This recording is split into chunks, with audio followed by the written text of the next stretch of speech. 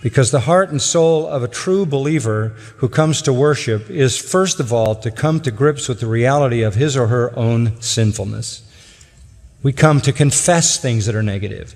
We come to confess our weakness, our inabilities, our deceptiveness, our tendency to be dishonest, disloyal, unloving, unkind, the fallenness of our flesh, the constant recycling of our tendencies toward iniquity and sins in the same kind of categories.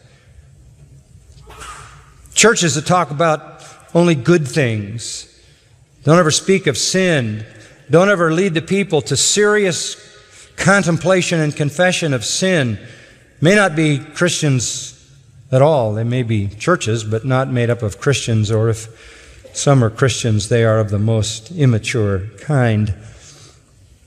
The more mature a believer is, the more likely a believer is to open his mouth in any expression of worship and come out, first of all, with a confession of his own unworthiness.